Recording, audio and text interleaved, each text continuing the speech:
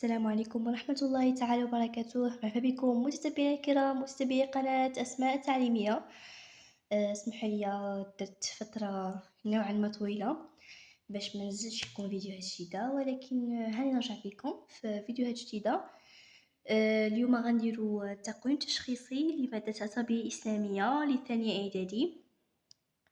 قبل ما نبداو هاد الفيديو ما تنساوش اللايك، عافاكم دعموا هاد الفيديو بلايك باش عرفتوا باش كديروا لايك وكتشاركوا في القناه كتدعموني وكتخليوني ندير فيديوهات اكثر، حيت لقيت في الفيديوهات الاخيره الدعم شويه انخفض، داكشي علاش ما كانش عندي القدره باش نعاود نصور لكم فيديوهات جديده. فالمهم دعموني، ديروا لايك اشتراك في القناه سبسكرايب و خلينا نبداو بهاد الفيديو يلا.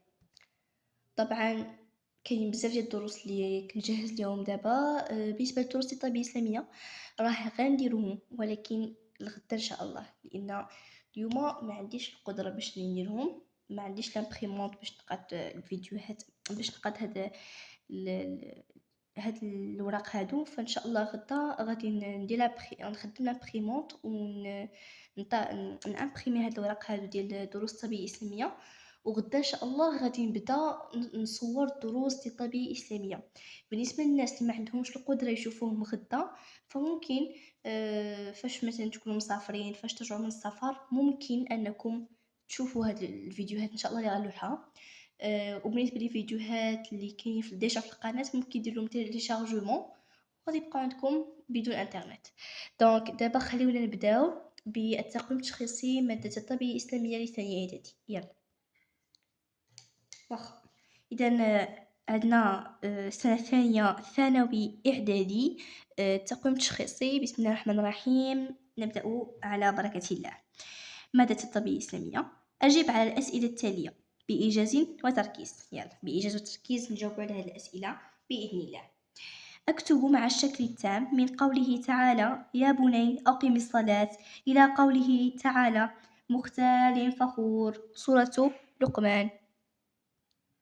إذا بالنسبة لهذا الجزء القرآني غنكتبو لكم لأن صغير، كون كان كبير ما كنتش غنكتبو لينا يجي طويل، ولكن الحمد لله يعني داروا لكم قصير. إذا يا بني أقم الصلاة وأمر بالمعروف وانهى عن المنكر واصبر على ما أصابك إن ذلك من عزم الأمور.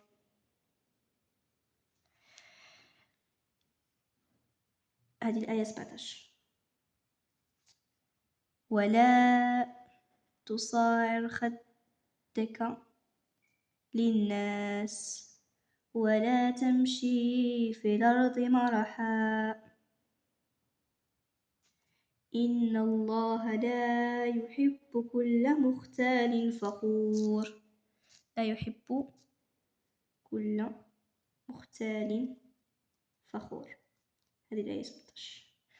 إذن هكا داير الجزء القرآني. نجيو دابا الأسئلة.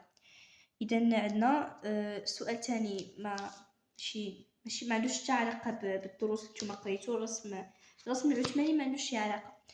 السؤال الثالث، استخرج من الآيات التي كتبت سابقا 3 من الوصايا التي أوصى بها لقمان ابنه.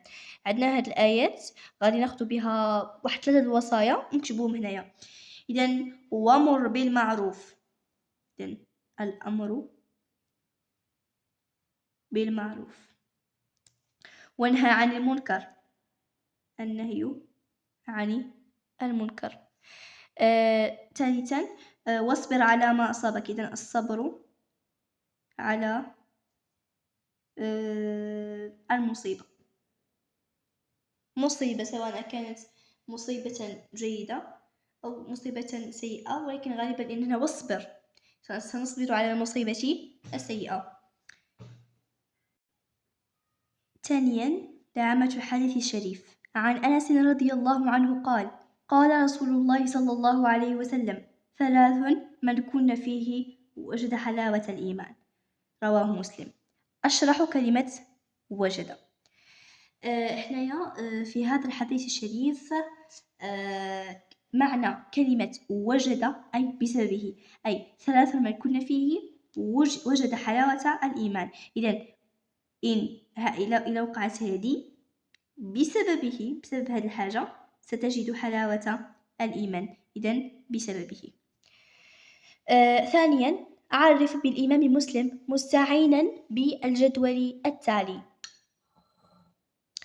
اسمه ونسبه. سأعطيكم الاسم كاملا. هو أبو الحسين مسلم من الحجاج، بن مسلم بن ورد بن كوشاد القشيري. أنا سوف أكمل لكم هنا. القشيري النسابوري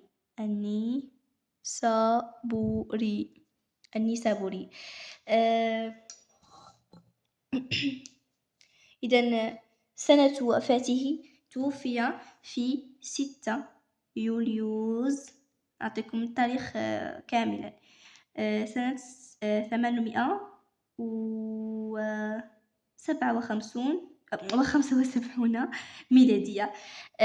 شيوخه، من هم شيوخه؟ هناك أو ذكر في صحيح مسلم روى عن 220 شيخا من شيوخه، يعني روى عنهم. لذا لا يمكننا أن نكتب هنا 220 شيخا من شيوخه، لذا سنكتب فقط 3 شيوخ: داود بن عمرو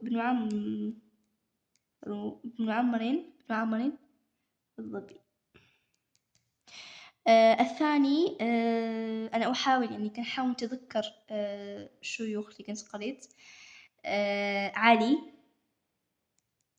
بن حجر، محمد بن مهران.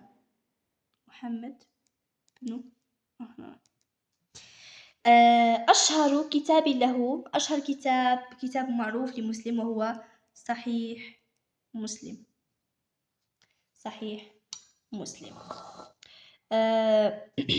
ثالثا،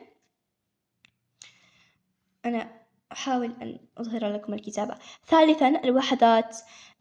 صل بسهم بين كل رسول والكتاب المنزل عليه. إذن محمد القرآن الكريم معروف.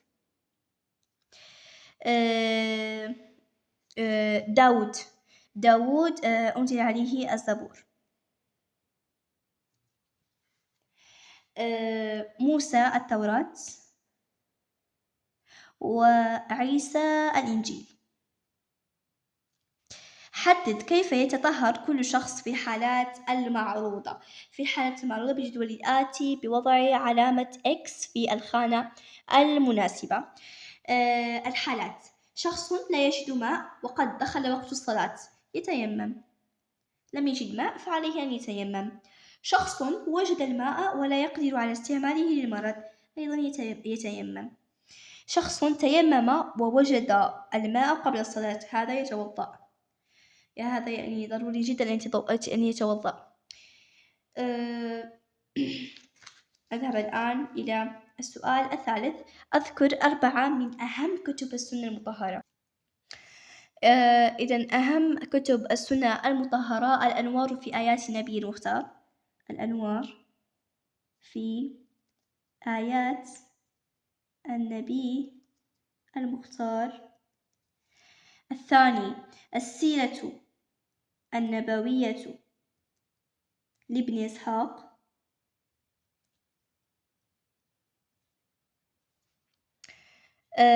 الثالث، الرحيق المختوم. الرابع، زاد المعاد في هدي خير العباد.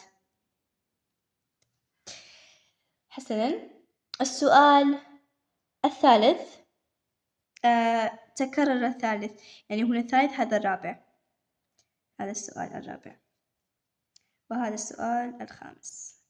دخل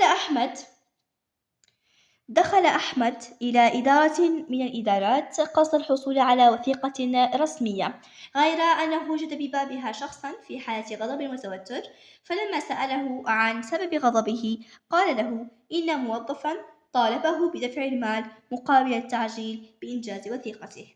إذن أحمد دخل واحد الإدارة من الإدارات راغبا أو بغى يحصل على واحد الوثيقة رسمية، ولكن أحمد لقى في الباب ديال هذيك الإدارة واحد الشخص في حالة غضب، في حالة توتر، ولما سأله عن سبب غضبه، فاش سولو على السبب ديال الغضب ديالو والتوتر ديالو، قال له إن موظفا طالبه بدفع المال مقابل تعجيل بإنجاز وثيقته، أي أن ذلك الشخص الذي وجده في حالة غضب وتوتر كان غاضبا من موظف، لأن ذلك الموظف طلب منه أن يدفع المال مقابل أن يعجل بإنجاز وثيقته. 1. سمي مفسدة الاقتصادية التي تتحدث عنها الوضعية. الرشوة. إذن الرشوة بكل شفافية. هنايا الرشوة يعني هو طلبه بدفع المال مقابل التعجيل بإنجاز وثيقته. إذن الرشوة أعرفها تعريفا تاما. أنا صراحة التعريف ديال الرشوة هاد الشيء اللي خرج لي راسي مهم. إذن الرشوة هي نوع من أنواع الفساد. الفساد يطلق على دفع شخص أو مؤسسة مالا أو خدمة. أنا أكمل لكم هنا. أو خدمة من أجل الاستفادة من حق ليس له، أو أن يعفي نفسه من واجب غيره. ما حكمها في الإسلام؟ لقد قال الرسول صلى الله عليه وسلم لعن الراشي والمرتشي. إذن الرشوة محرمة قطعا، محرمة. أجب في السؤال الأخير، أجب بصحيح أو خطأ. يجوز طلب العلاج بقضاء ليلة في أحد الأضرحة.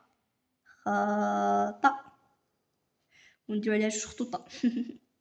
أوظف سمعي في الإصغاء إلى نصيحة والدي. صحيح، نصيحة الوالد أو الوالدة أو أي شخص أكبر منا علينا أن نوصل لنصيحته، فهي نعمة من الله علينا.